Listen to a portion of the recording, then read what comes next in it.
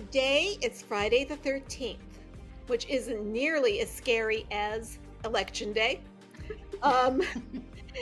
Welcome to MOMocrats Mama Chat, brought to you by DemCast, the DemCast family of podcasts. I'm Donna Schwartz Mills, here with Aliza Worthington and Karoli, both of crooksandliars.com. And I wish I could take credit for that line about Friday the 13th and Election Day.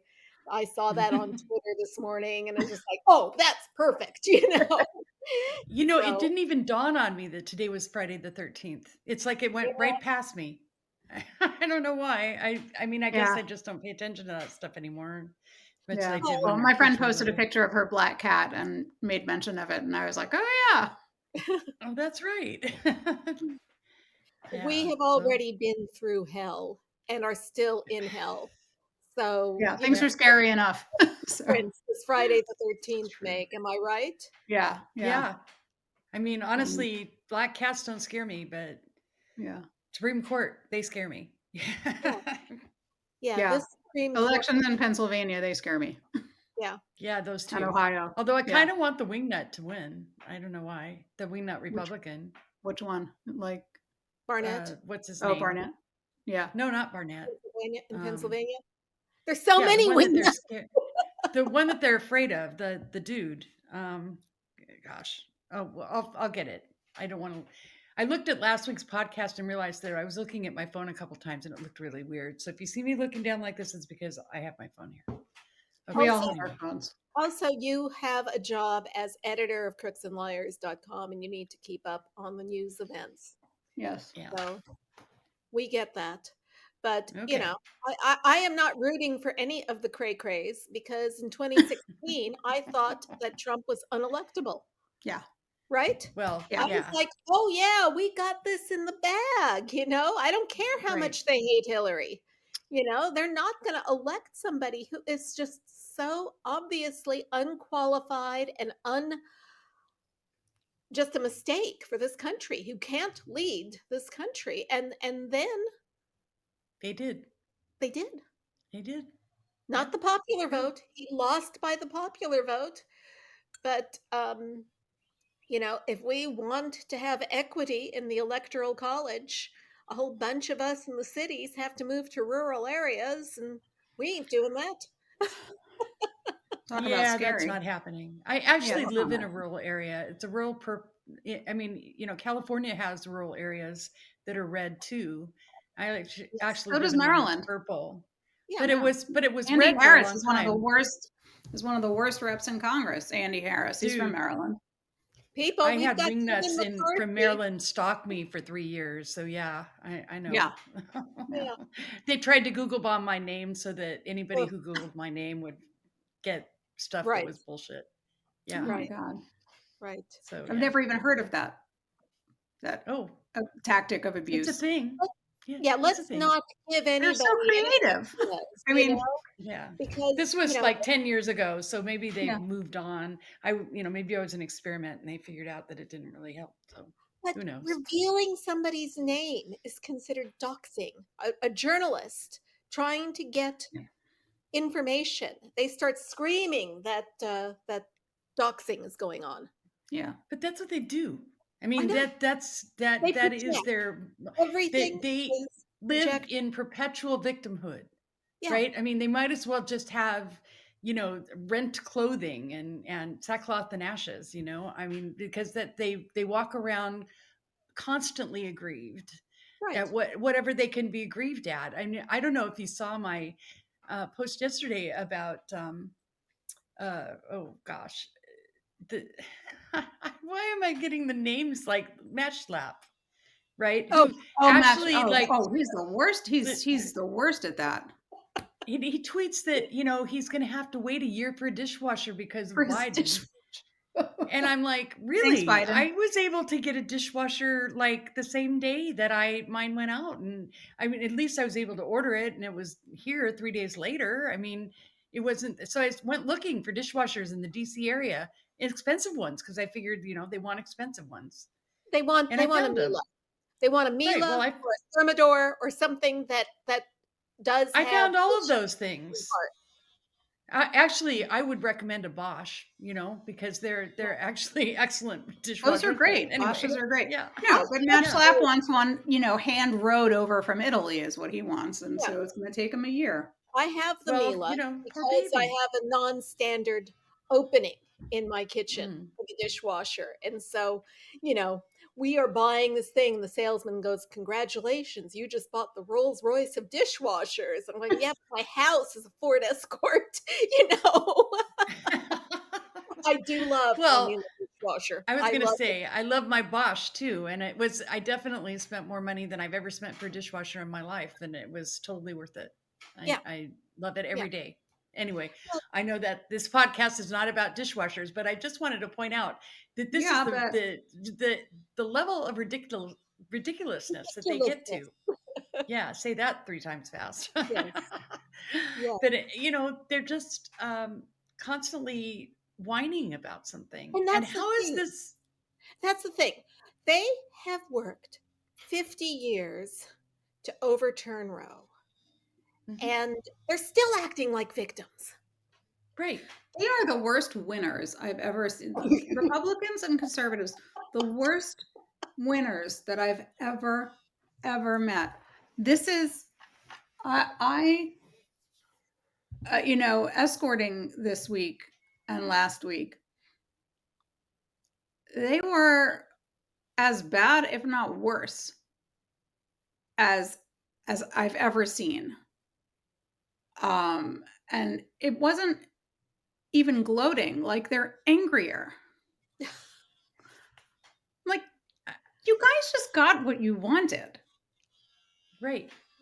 Like, but they're angrier.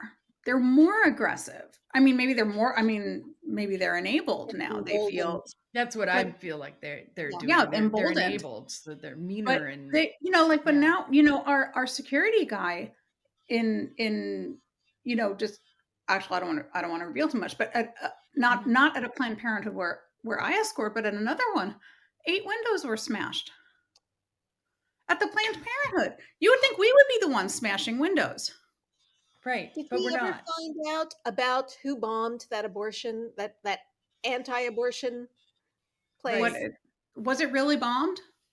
The one with the really nice handwriting? Yeah, with the Molotov cocktail. The Catholic school handwriting? Yes. There was actually somebody that took credit for that, though. There was like a militant group that I've never heard of, ever. So, I mean, maybe they're a thing, but I've never heard of them before. They took credit for it and said there'd be more. So I don't know. Militant group? Well, that's what they claim, but again, I've never heard of them. That's what they claim. I'm certainly not getting fundraising emails for them. Yeah. Meanwhile, we have a whole bunch of men going crazy about the fact that we're protesting in front of Supreme Court justices' houses. I mean, I'm sorry. Calmly, legally protesting on the sidewalk. Legally protesting. And they did put barricades in front of the Supreme Court. A fence. Now considering what happened January 6th, I am, that is not as appalling now as it would be 3 years ago. Yeah. But but our side doesn't actually do that kind of stuff either. No, at least we haven't in the past. Do that. Which is why I'm so suspicious of the Molotov cocktail in the clinic. Yeah, I don't. Yeah, it's one of those pregnancy crisis centers. Right. They're already gearing up for how they're going to take everything over as soon as Roe's gone. So, even though Alito says this decision goes, it only applies to abortion. He's out there making speeches talking about LGBTQ rights. Right. He's lying like he always does. Yeah. I mean, he lies all the time. Don't you remember when Obama said basically that the Citizens United decision was going to bring foreign money into politics? And he basically started shaking his head. No, that won't happen. And of course, that's what's happened. Right. I mean, we now know for a fact that Russian money came in and is coming in from Republicans. Pre-2016. In 2008. Thanks to Steve Schmidt's epic, whatever that was over the weekend. Oh my goodness. He burned it all to the ground. So Yeah, Steve Schmidt's interesting. So he launched a Substack on Monday. So I'm just going to be a little cynical and suggest that the whole rant we on have Twitter to include that information that happened, that happened on the weekend was to gin up some interest in his Substack. With that said, the Substack is also burning everything down. So, I mean, it seems like he's ready to burn some stuff down. And I just hope, honestly, I hope it's not just fire with no facts underneath it. And, in other words, there needs to be some facts that go with this. And so far he has, for example, knew that Rick Davis was Paul Manafort's partner and that he was connected to Russia and that they were both hired to lobby against Ukraine. Those are all things we know. Yes. So, and he just basically blew that up when he said that basically Russia was involved going all the way back to 2008. Yeah. Dole. Right. Bob Dole. Yeah. I mean, excuse me, I have to look at my phone for a second. It's not what? It's not just that the Russians own the NRA. It is, they have been infiltrating the GOP basically since the Soviet Union collapsed. Fell apart, yeah. Right. And I mean, I don't think we've ever has anybody ever really documented the Reagan administration's involvement in that collapse? I mean, we all hear about Reagan standing and saying, tear down this wall. Tear down this wall. Right. And all that. But I would be very curious to know what, at the rank and file level of the Reagan administration, who was interfacing in Russia, who was, what intelligence was CIA, all of it. Right. And say we're working inside Russia and, developing relationships that exist to this day. I'd like to know that. But because it seems like there's a deal with the devil made back then. Mm-hmm. Right. I mean, like everything else, the Reagan administration transformed this country and not for the better. No. And I think maybe they also transformed Russia and the Soviet Union and not for the better as well. Mm-hmm. And I think that if we were to look at it, and maybe Rachel Maddow's book it looks at this, if we were to look at it, we'd find that it all goes back to the oil and gas. It goes back to the oil and gas as far as our involvement. But the tendency to autocracy is just, that goes back centuries. Oh, well, yes. I wasn't actually, The Russian people seem more comfortable with being ruled than, they don't know how to do democracy. And they didn't get a chance to really do democracy. Right. They didn't. And I can remember Boris Yeltsin was probably as close as they got, honestly. Right. And he was smeared within. Yeah, he may have been all the things they said, but he was also. They wanted him out of there. The oligarchs. They did. So. And then in swoops Putin, and the rest is history. Right. Here we are. Yeah. And not for better, I'm afraid. It's interesting to me, going back to the Supreme Court for a second, the confidence in the Supreme Court has just collapsed, and rightly so. But in numbers that should frighten everybody, actually. It's like less than 25% of people have any confidence in the court right now. That's because and that's like down from over 50. Huh? It's blatantly political. Because it's blatantly political, and because of all that we've learned about Ginny Thomas, and also, as not unrelated, polling, for what it's worth, has shown that Roe v. Wade, or access to abortion, has become the number 2 concern for Americans across the country. Whereas, if you asked people, if you asked people frickin' 3 weeks ago, what their top 5 concerns were, I guarantee you abortion access wouldn't have registered up there, because of how much people just took it for granted even people on our side. No, yeah, especially people on our side, I might add. I mean, I think Yeah, I would be guilty of that too. You To know, be so honest this with you. is well, I mean, no, I think 3 weeks ago you saw the writing on the wall, but I mean, but You did, but you're attuned. there was still a chance that there would be a narrow way to keep parts of Roe v. Wade. And it's like I can't get all upset about something until I see what it is I'm getting upset over. Well, You know, I admire your strength of your I control knew and your ability to when we channel. saw how bad this decision was, and I don't think, yeah. it was I mean, like, I don't think any of us thought that it would be this bad. Honestly, right. maybe you did, Aliza, but I didn't think it would be. I mean, I paid attention to the arguments. I paid attention to where they were going, but I certainly was not expecting Alito to be referring back to, 17th century and 13th century, No, but I'm not at all. I can't say I'm the least bit surprised that the entire thing is overturned. No, I'm not surprised at that either. I mean, I'm not that surprised I at felt that, like when and I'm not surprised that it sets the stage For everything. and gives the template for all these other civil rights, liberties for marginalized people to be overturned. I didn't think he was going to be. I didn't know that he would necessarily be so explicit as to say, essentially, if the word's not mentioned in the Constitution, fuck all off. I didn't think he was going to be that explicit, but I certainly am not, even a little bit surprised that I certainly expected it to lay the groundwork for all these other rights to get stripped away, because we know that's what we knew it was going to be bad. Yeah, we knew it was going to do that, and we knew that they were coming for birth control next, and they were coming for Obergefell next, and they were coming for all that, gay marriage, all that. They want to undo all that progress.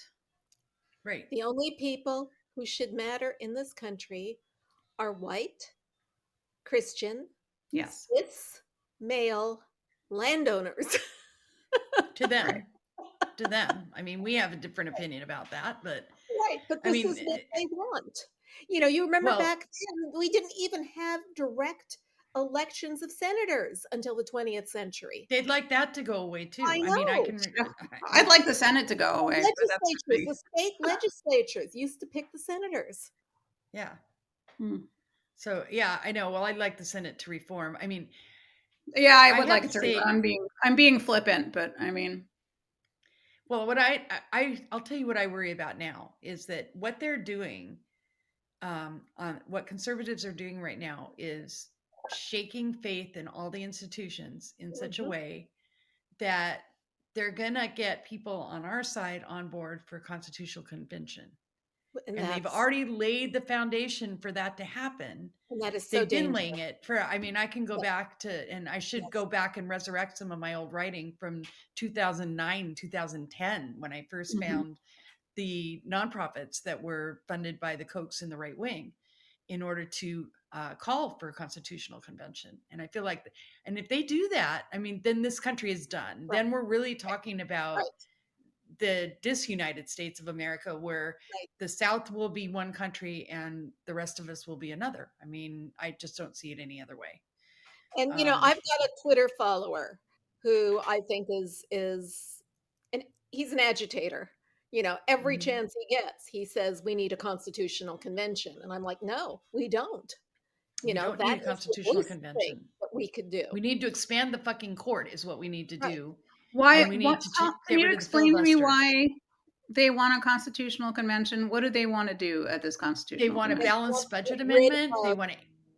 What? Okay, Yeah, go ahead, Donna. They want to start over, and anything goes. If we drop our constitution, you don't know what the fuck you're going to end up with. So they want okay, so I got it. They want a constitutional convention that adds things like a balanced budget amendment. Right. Google constitutional convention and you'll see what they want. They want a balanced budget amendment so that would do away essentially with the social safety net and do away with any basic influence the federal government has over our lives. Yeah. Right. So that everything is state. It makes Rick Scott's proposal to look at Social Security and Medicare every 5 years. Make that look like generous. Like generous. Yes, exactly. So it's and this is an invention of the Kochs mostly. So if you want to expand that to, and because David Koch's dead now, but Charlie Koch is the billionaire, and he's still got another brother who's a billionaire in Florida. So they're still the Kochs. Bill Koch. Yeah. So anyway, but if you wanted to expand that to say the right-wing billionaire universe, you probably wouldn't be wrong about that. I mean, I think that they've sold enough people on the idea of a constitutional convention now that they would all be on board with it. Okay. So that's where they're aiming. They want to break our government so much that we're all clamoring for a constitutional convention. Right. And then who writes the new constitution? Alec. Right. Exactly. Yeah, I mean, just like they're and now we have, I guess, like court opinions that are like sort of being fashioned by right wingers and fed by the Federalist Society into their, so that you can have state courts and appellate courts and everything else that are sort of just generating pre-generated opinions thanks to Alec. Right. It's really bad. I mean, it's really bad. What happened with that social media ruling? Yeah, I think so. Yeah, I think so. The Texas one you're talking about? One in Texas? Yeah. Yeah. Yeah. So. Well, Texas is a. So I mean, everybody should be aware that that's kind of where this is heading, and I mean, the more something's going to happen. I mean, either our side is going to actually mobilize to be more than just polite. Which means, by the way, the men need to shut up about how women protest, for starters. I mean, if we're not dainty enough for them, I'm sorry. Ladies, leave the chalk at home. Oh my God. I mean, I've never seen such pearl clutching over peaceful demonstration with signs in front of somebody's house. Nobody's getting violent. Nobody's threatening anybody. But because one right-wing reporter says the mood is definitely darker in front of Kavanaugh's house than it is anywhere else, it isn't the wingers that get crazy. They don't get crazy at all. No, it's all the liberal men that get crazy. Oh, we can't have that. That's terrible. You can't do that. We have to be civil. Never mind that during COVID, you had these wingnuts with guns showing up at the homes of public health officials. Right. Never mind what they wanted to do to Gretchen Whitmer. Yeah. Right? Yeah. I mean, that's why it's not helpful for our side to do that. And I really want to say, if you're a dude and you're watching this, thank you for watching. And will you please shut up about how we protest? I mean, it's just not helpful. And maybe join us. Yeah, my husband is coming with me tomorrow to the Los Angeles rally. Good. Yeah, wanted to. He's, he was as pissed off as I am. This makes me happy because when I met him, he was a Tory. He was still conservative like years ago when I met you. Yeah. He was but it changes when you have a daughter. And you think about all the ways that things could go wrong for them, right? Yeah. I mean, it shouldn't have to be that, but it is for a lot of guys, it's like, so, I mean, it's just, every time I think about this ruling, I just, it makes me realize that we have to be effective, I guess. Like, it's not enough just to talk or even to protest, but we have to be effective. That means voting. It means pushing, for court expansion and pushing, not just saying, oh, we need court expansion, but literally pushing the people on our side to do that thing. And if I know, everybody's going to say, but you can't make Manchin and Sinema do that. You know what? Well, we need to make Manchin and Sinema irrelevant. That's what we need to do. Right. That's what we need to make them irrelevant. Right. And, but it's not going to be enough. Right. It's not going to be enough to vote. I mean, definitely vote. I'm not saying not to. I'm just saying that can't be where it begins and ends. It's not the only thing. We have to do it all, which is what's hard. Yeah. Because, we are not the most organized group of people because we do not go in lockstep. We do not have a network of party propaganda giving us all the same message. Yeah. We all talk about our own things. My sister sent me some article yesterday that talked about all the things that they, that the writer was upset about the progressive wing of the party. And I'm going, you know what, this is not, this is not helpful. Not helpful. Right now, at all. we need to all pull together, and you can be upset with certain things, but let's keep it to ourselves until we get past the crisis. Yeah. Can we get past the midterms, please? Yeah. I would say the midterms are just the beginning. I mean, until we get to a point where we actually have some power and can do some things, which is not where we are right now. If one more person says to me, the Democrats have a trifecta, they control the House, the Senate, and the presidency, I'm going to scream. Yeah, I'm going to, because that's not a trifecta. Few months in office, and he didn't have it. Not either because of the 60 vote threshold, this filibuster rule, which isn't in the Constitution. That drives me crazy. It does. It makes me crazy. We don't have it because of the filibuster. And we didn't have it in 2010, by the way. We did not, we had but we had 2010. But we had bigger majorities. We had bigger majorities. We had more conservative Dems, and then Teddy Kennedy died and got replaced by a Republican. Right. And Al Franken's votes were still being counted well into 2009. Right. So we basically had 60 days where we had a filibuster-proof majority. We were one down. Senate, that was it. Yeah. We were one down. And that was it. So it was, it was not at all what was described, but yeah. And we still got and it's not now. It's not. It's not now. And so for me, it's like, it's imperative that we have more senators. It's imperative that we have more House members. We are already at a disadvantage because of how the gerrymandering went. So Democrats have a disadvantage, which is why the press is writing us off. And, it's going to be up to us to make that different. I mean, they get up there and they talk about when Kevin McCarthy becomes speaker. I mean, fuck that. They're waiting for it. I did it, Hey, this is the first time that Donna dropped the first F-bomb. It wasn't me. It wasn't me, everybody. Do I get a prize? Well, it was well deserved. That was a good place for it. Yeah. And while we're talking about the Senate, can we also mention the fact that one senator can fuck everything else up there? I took the second one for you. Yay! Now I can say it. Fuck. Because we have Rand Paul, who basically screwed up the unanimous consent on the Ukraine bill so that we could send them aid, because Rand Paul, as I might remind you, is a Russian tool and has been for years, just like his daddy was.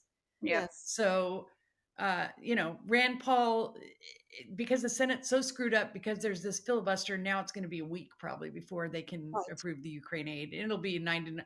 It'll either be unanimous or it'll be 99-1. Yeah. Right. With Rand Paul being the sole vote, because in the House, it was unanimous. They didn't even have to take a vote on it. In fact, I was pissed off because they were supposed to have coupled that with the COVID. With the COVID, package. right. With the COVID aid, yep. And Biden specifically said, we'll go ahead and decouple it again, which I think is a bad idea, but whatever, so that you can get that one moving. And then Rand Paul held it up anyway. So why didn't they just do it together? I don't know. Anyway, that happened this week. Well, regardless, it's not happening. I mean, it didn't. Right. And then, but it's going to happen next week. Yeah, it'll happen next week. It'll happen. They will get their aid. It's just that, But every day counts for them. To the world that Ukraine beats. Survive? Yeah. Yes. And every day matters to them, right? I mean, it's like matters. So if there's not the money to help them, then, Michael McFaul tweeted something. Goes, for those of you who do not read Russian, Putin is now talking about denazifying Poland. Oh, is that right? Oh, it's interesting. Yes. So that we're clear, when he talks about denazifying, and he's admitted this, he basically means stripping them of any national identity. Right. So, Correct. Getting rid of their sovereignty, taking them over. Right. Yeah. reasserting the influence of the Soviet Empire. Did Poland used to belong to Russia? It was part of the Eastern Bloc. They were controlled. They weren't part of the USSR, but they were definitely part of the Eastern Bloc. In fact, they were one of the first ones to break away. Yeah, they were. From it, the whole solidarity movement. Labor movement. Yeah. So he's still pissed about that. No. He wants to return Russia to its 1960s 19th story. century. Yeah. Yeah. It's its origin story. Yeah. Yeah. Well, not origin, but. So as long as we're talking about the Supreme Court and these forced birth people, could we also talk about baby formula? Because it's a problem. It is a huge problem. And not only is it a problem, but it exposes the absolute hypocrisy of the right. Because so we have a situation where baby formula, there's a shortage.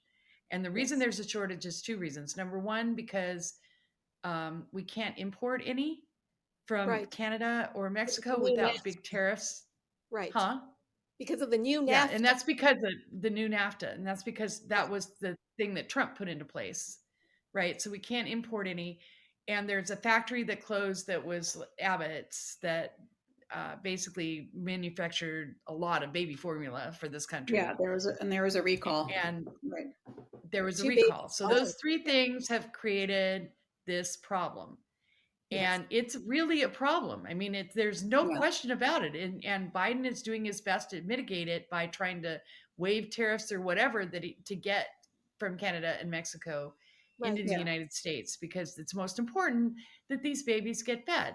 Yeah. Right? I mean, do any of us disagree with that? No. Yeah. And of course, none of us disagree with that. None of us. I'm talking about the three of us. We all agree on that. We all agree babies deserve food. I could not breastfeed. My child was exclusively formula fed. I never produced enough milk. And so I when I heard about this, I put myself in the position of these families, and it's like, I don't know, because you can't just give a baby cow's milk, it is not healthy. And you can't. And I don't know if you remember when we were kids, I remember my mother actually making formula for my brother, and it was, evaporated milk. And I mean, and you had to put everything in sterilizers. I mean, it was a production. It was a big deal. Yeah. So, having formula is a really important thing. So here's why I emphasize that, because the right wing apparently only thinks that white babies should get fed. Right. Brown babies who are being held in detention at the border shouldn't get baby formula, apparently. No baby formula for them. For you. Well, after all, as going back illegal babies. Illegal babies, yeah. Illegal babies. The domestic infant supply. Oh, God. Has to be white. Sorry. Right? Are we living in a dystopian novel? Are we going to wake up and it's not going to be that way anymore? I mean, just right, because at least I did my part and I contributed to the domestic infant supply, right? I did too. I gave him 3. Right? I gave him 3. Well, I don't count. We're Jewish.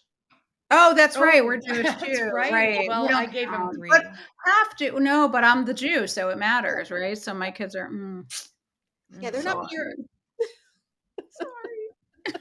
Oh man, this is insane.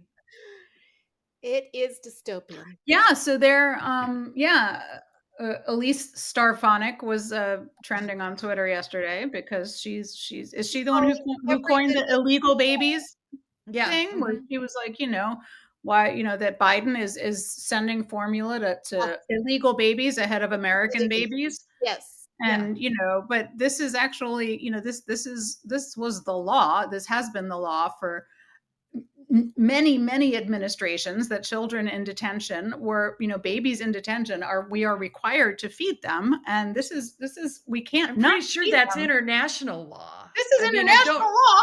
We're supposed to feed them. This is, this is part of what, like, how is she objecting to this? How is she making this a thing? How can that be pro-life? And that's what pro-life. Thank you. Yeah. Yeah. There's nothing pro-life about starving babies. Yeah. Babies who are here. Babies who have been born.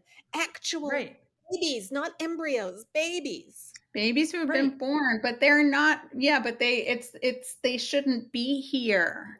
It's their parents' fault for bringing them. So why should we? It's all part of that Trump.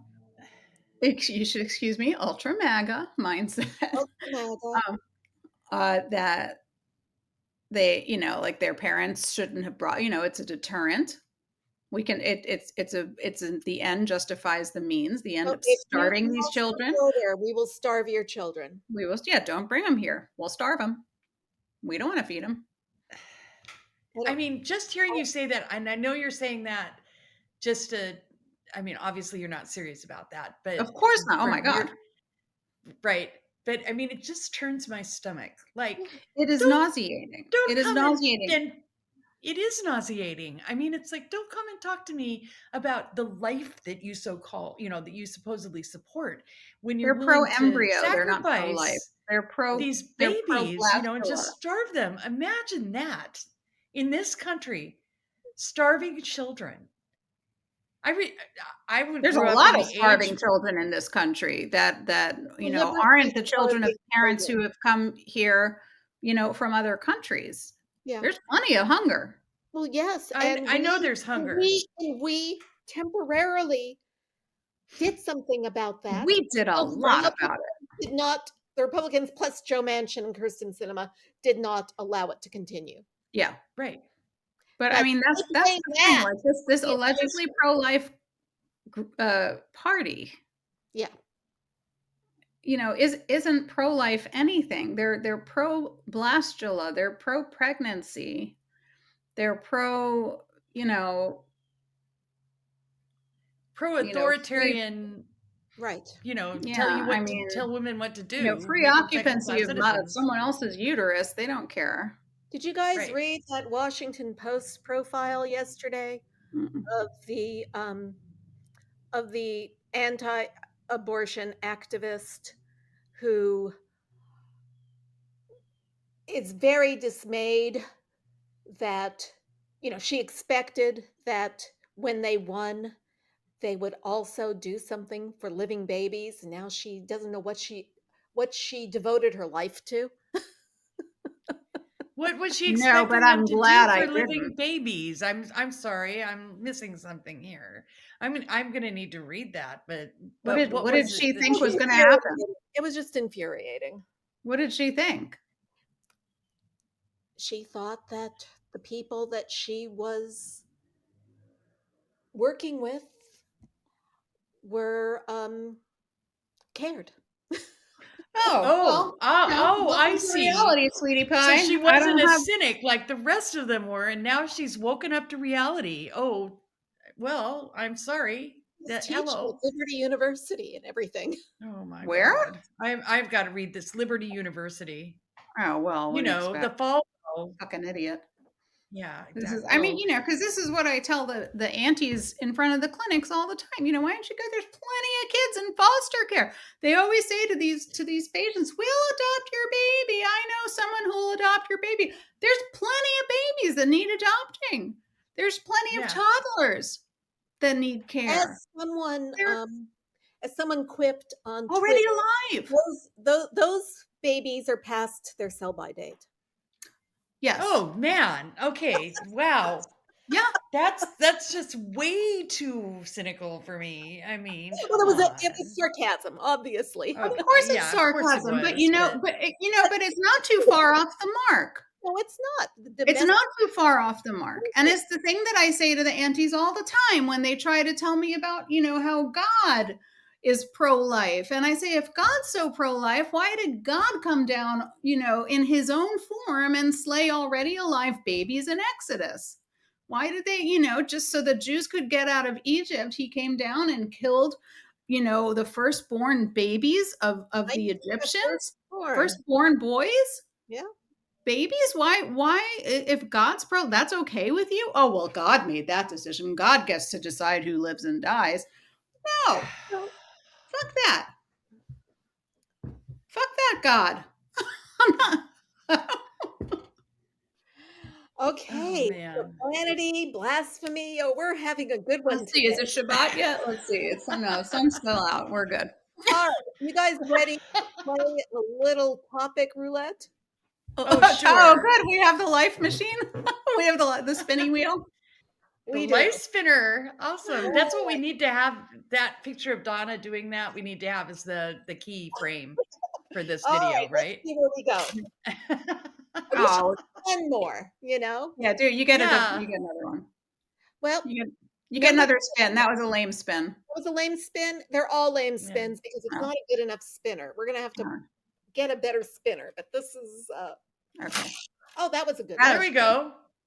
Number 3 is midterm elections, the importance of registration drives, get out the vote, urging voters to vote blue all the way down the ballot with attention to Secretary of State offices, judges, law enforcement. Tomorrow there's going to be these rallies all over the country. And if there is no get out the vote effort, visible get out the vote effort at these rallies, I'm going to scream. Yeah. So I'm putting the QR code on the back of my sign for registration. For registration. Good idea. Yeah. I bought poster making materials and my cat peed all over them. Oh no. Yeah. And so I never ended up making an actual sign because I have all the stuff, but I just don't know what to do with it yet. I know the back is going to be, but not the front. Yeah. How do you do a cute? How are you going to do that? You're going to print it out and make it big or something? Yeah, I'm going to print it out and make it big, and then stick it down on the back of the poster so that it's actually a friend of mine gave me that idea. He's doing it too, so that they can just scan it with the phone. I wonder if I should do that and make it a magnet on my car. Oh, that'd be cool too. The best thing I did was print out this from Twitter, which has. I love that. That's cool. Bigger than this. Yeah. And then I thought I would have the phrase, which they were chanting in front of Kavanaugh's house: "Abort the court." Ha! Ooh. Yeah. I could make 2 signs, Donna. Could you? Yeah. Could you make 3? I have the stuff. Yeah, her husband's Yeah, I mean, I just have to get more foam board. But yeah, it's doable. So touch base with me afterwards. Tomorrow morning? Okay. Oh my God. I'm just inspired to do that. I have to write this down because I really want to do that magnet thing. Yeah. Yeah, that's a great idea. I was trying to do let's see. Where is the I need a piece of paper. I'm looking for one. Ah, love it. Okay, I'm just going to put it in my phone. The other meme that's good, which we could print out, is the one where they show that an egg isn't a chicken, an acorn isn't a tree. Oh yeah. A zygote isn't a human. Isn't a baby. A zygote isn't a baby. Right.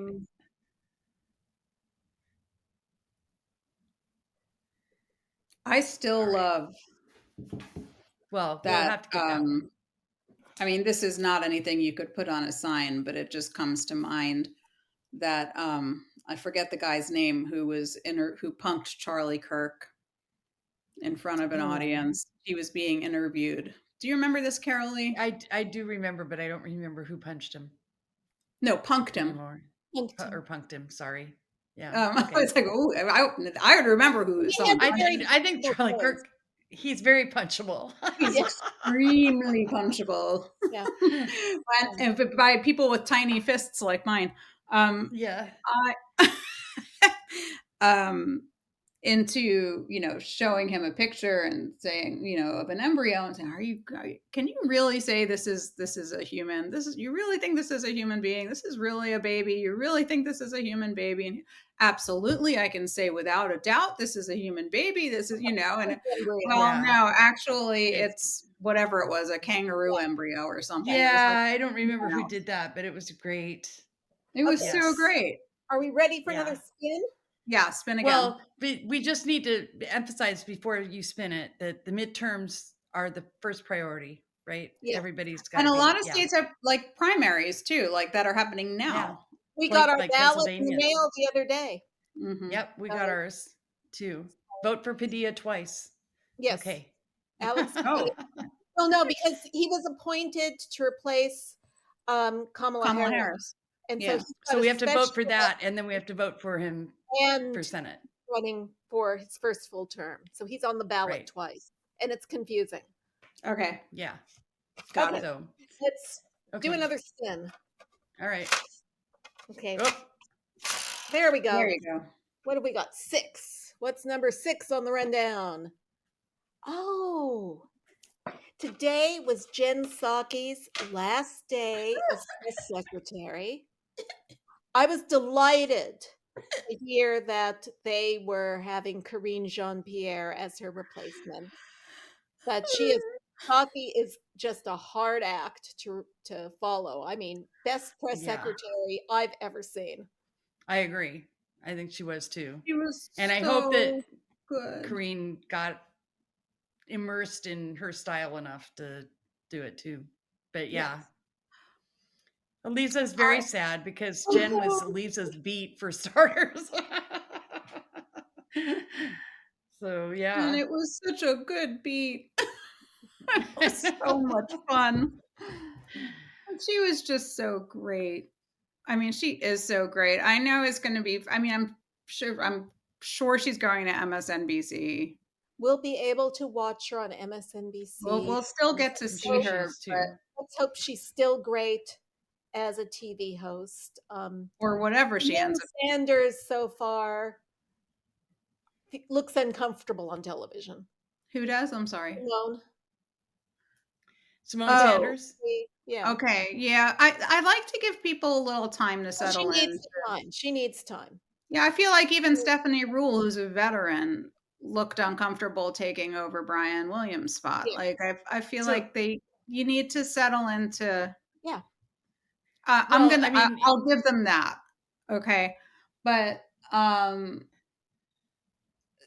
almost don't want to watch at the beginning, whatever she does. But well, we'll see. I mean, Joy Reid just had that 2:00 Pacific, 5:00 Eastern time slot. That was her first show. And it wasn't just that she was uncomfortable. It was that the way that they, like at that point in time, they didn't have the right team behind her. Mm-hmm. You know what I mean?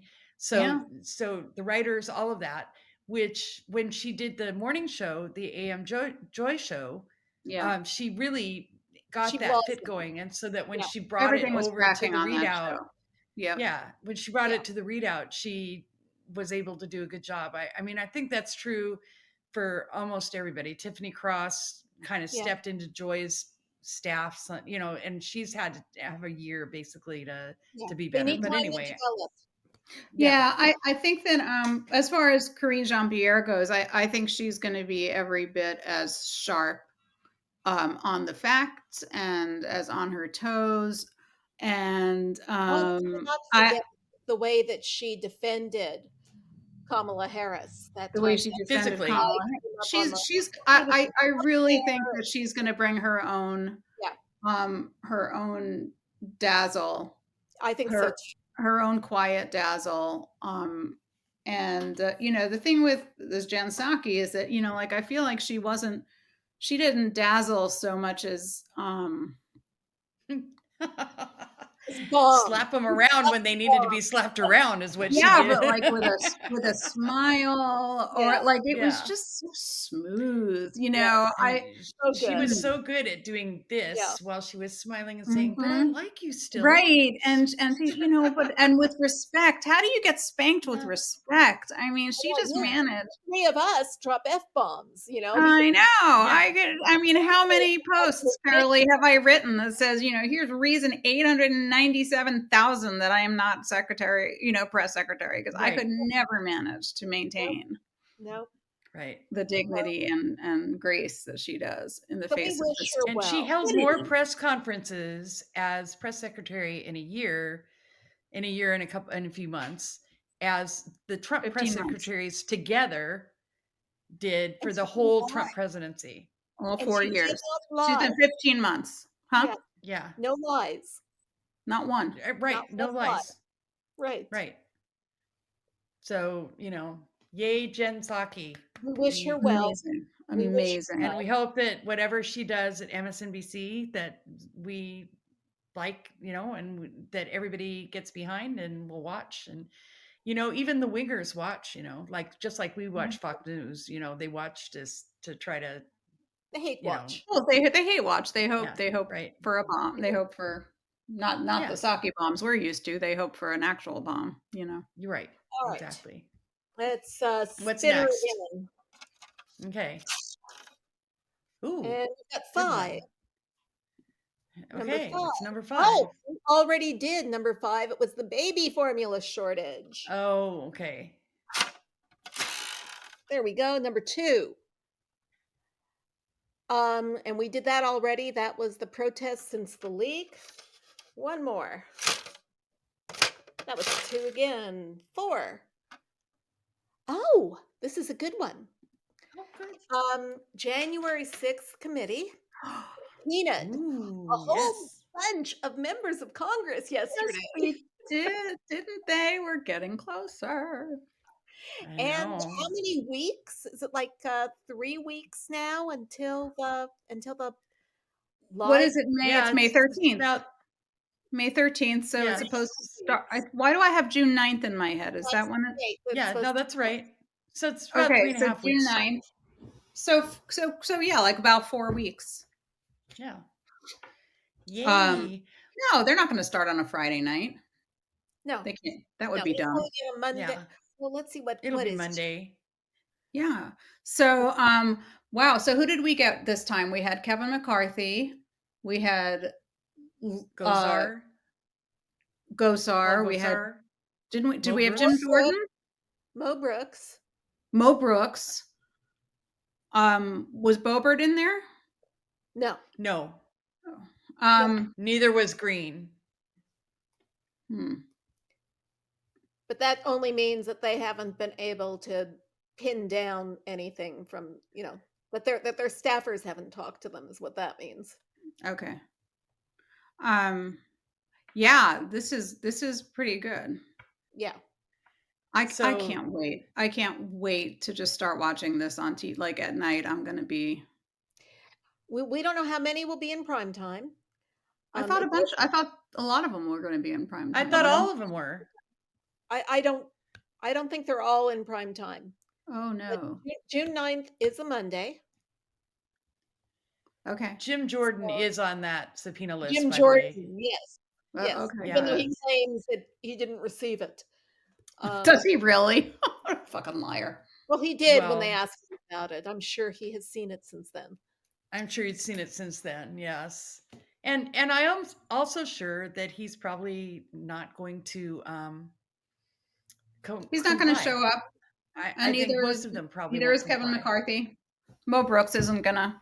No.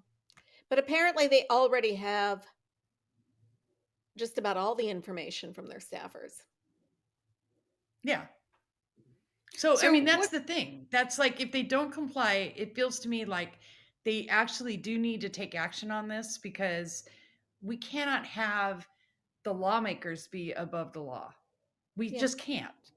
Well, plus, what they have plans for when they are in control to investigate the Democrats. Oh, And see, yeah. if one of them show up to a subpoena, the Democrats won't. Yes, they will. They will. They will. Hillary sat there for 11 hours and testified, under subpoena. Pre-Trump. Yeah, they'll show up because they're Democrats. I would like to think that Democrats would do that. That Democrats would say, oh, really? You want to subpoena us? You want that they would play the same game. I would like to think that. I would rather that what happened is that there were actual consequences for that's what I was that was going to be the Democrats would show up. I'm so tired of these people getting. Yeah, I don't want just lawmakers to not be above the law. I want everybody they've subpoenaed who hasn't shown up to face some kind of consequence. What? Oh, you've just muted yourself, Aliza. You're muted. You're talking. Nobody can hear you. I didn't mean to do that. How can a congressional subpoena mean anything if there's no consequence for defying it? Exactly. What is in their their toolbox? What is available to them? I'm asking because I don't know. Well, I mean, it seemed like when spot in the basement, right? Yeah, I mean, did we talk about this? Like they could make a jail and actually put them in it. They could. And I hear all the time from reporters about they wouldn't do that or they're not going to do that or whatever, blah, blah, blah. Here's my message to Democrats and to reporters, right? We are beyond niceties right now. We're done with them, right? You have to, within the letter of the law, do everything you can. If you want people to come out and vote for Democrats, let's see some fight. So we have the capacity, meaning Democrats, the Congress has the capacity to send out a law enforcement official and forcibly take somebody into Congress and jail them? The sergeant of arms. The sergeant of arms can do that? The sergeant at arms. Yeah, can find Jim Jordan at home and bring his ass in? Legally, yes. Legally, okay. Yes. It was done like 100 years ago or 150. All right, time to, so if Alito wants to go back to the 17th century or, whatever century he quoted, I think we can go back 100 years and start, enforcing the rules that way. Yeah. I mean, it's long past time. It's the whole idea of collegiality and civility and all that. Isn't Eugene Goodman our sergeant of arms now? Who's the sergeant? I'm sorry, what? Is Eugene Goodman the sergeant of arms? Oh, I think maybe he is, yeah. Wouldn't that be something? Yeah. Right. Just imagine. Well, yeah. Poetic I mean, whoever it is, it's just time. Yeah. Like they either comply with the subpoena, they can come to and testify and take the fifth, right? That's an option. Yeah. They can do that thing. They can come and testify and, filibuster. I don't care, but they have to come and testify. Right.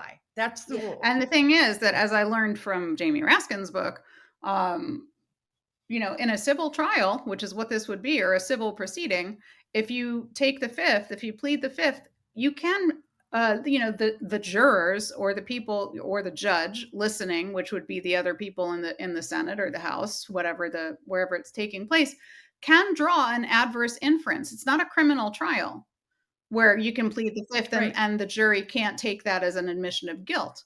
But in a civil proceeding like this, like testifying before Congress, if you plead the fifth, then the people listening to you are, and this is a conservative justice on the Supreme Court that said this. Scalia is the one who said, absolutely, you can and should draw an adverse inference.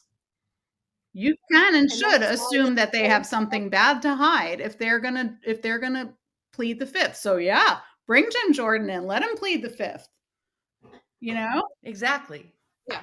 Let him plead the fifth or answer the questions, but no more of this letting them ditch it. Yep. No, they can't do that. Well, I think this is the perfect thing to end our show on. We are out of time. Sorry, I muted. Oh, wow. No. It was very good. Join us next week at MOMocrats.buzzsprout.com, our YouTube channel, or find us on your favorite podcast service such as iTunes, Google, and Amazon Music. And be sure to check our Facebook page for updates. I'm Donna Schwartz Mills saying goodbye for the MOMocrats. Bye, everybody. Bye. MOMocrats Mama Chat is part of the DemCast family of podcasts.